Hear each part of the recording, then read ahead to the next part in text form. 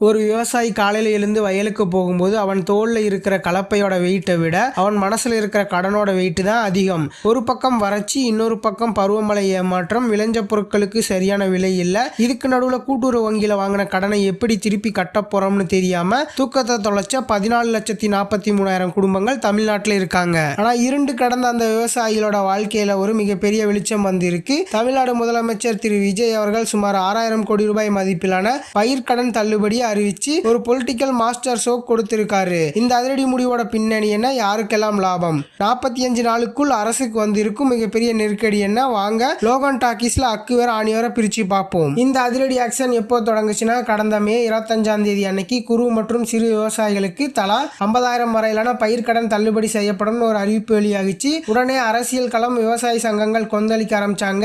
ஏன் தெரியுமா, இன்னைக்கு ஒரு ஏக்கர் நிலத்துல விவசாயம் பார்க்கணும்னா உரம் விலை, டிஏபி, டிராக்டர் வாடகை, ஆட்கள் கூலி செலவுகள் பல மடங்கு ஏறி போச்சு. இந்த நிலையில வெறும் 50,000 தள்ளுபடிங்கிறது யானை பசிக்கு சோலை பொறி மாதிரி தான்.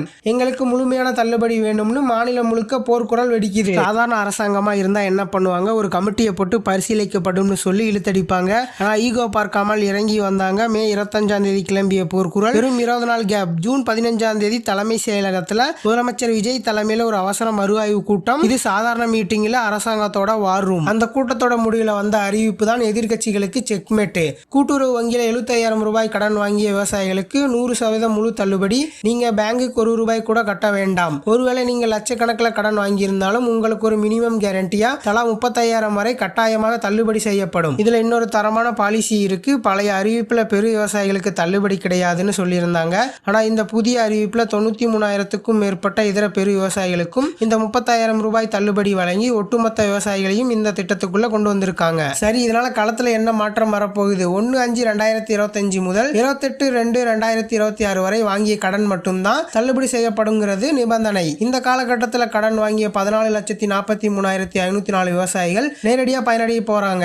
இந்த டேட்டா உத்து கவனிச்சீங்கன்னா ஒரு உண்மை புரியும். இதுல 8.33 லட்சம் பேர் குறு விவசாயிகள், 5.16 லட்சம் பேர் சிறு விவசாயிகள். அதாவது சுமார் 93% பேர் அடிமட்டத்தில் உள்ள உண்மையான ஏழை விவசாயிகள். மொத்தமா அரசுக்கு 5,932.23 கோடி ரூபாய் கூடுதல் சுமை. சாகுபடி பருவம் தொடங்க போகும் இந்த நேரத்தில் முந்தைய கடனை அடைத்து மீண்டும் கூட்டுறவு வங்கியிலேயே புதிய கடன் வாங்க வழிவகை செய்திருப்பதுதான் இந்த திட்டத்தோட மிகப்பெரிய வெற்றி. இல்லைன்னா விவசாயிகள் கந்து வெட்டிக்காரன் கிட்ட மாட்டி சீரழிஞ்சிருப்பாங்க. இப்ப படத்தோட கிளைமேக்ஸ் ட்விஸ்டுக்கு வருவோம். விவசாயிகளுக்கு ஒரு ஜாக் பாட்டு. ஓகேனா, அரசாங்கத்துக்கு இங்கதான் ரிசர்வ் வங்கி வச்சிருக்கு மிகப்பெரிய டைம் பாம். 28/11/2025 தேதியிட்ட இந்திய ரிசர்வ் வங்கியின் வழிகாட்டுதலின்படி அரசு இப்படி ஒரு கடனை தள்ளுபடி அறிவிச்சா அந்த தள்ளுபடிக்கான ஒட்டுமொத்த தொகையுமே 45 முதல் 60 நாட்களுக்குள் அரசு வங்கிக்கு செலுத்த வேண்டும். அதாவது சுமார் 6,000 கோடி ரூபாயை வெறும் 60 நாட்களுக்குள் அரசு திரட்டணும். தமிழ்நாட்டின் இன்றைய நிதி நெருக்கடி சூழ்நிலையில் இது முதலமைச்சருக்கும் அரசுக்கும் முன்னாடி இருக்கும் ஒரு இமாலய சவால். இந்த பணத்தை அரசாங்கம் எப்படி செட்டில் செய்ய போகுதுங்கிறது தான் இப்போதைக்கு இருக்க மிகப்பெரிய கேள்வி. நண்பர்களே, இவ்வளவு பெரிய நிதி சவாலையும் ரிஸ்கையும் தான் தன் தோளில் சுமந்து விவசாயிகளுக்காக இந்த மாஸ் முடிவு எடுத்திருக்காங்க. இந்த 60 நாள் டெட்லைனுக்குள்ள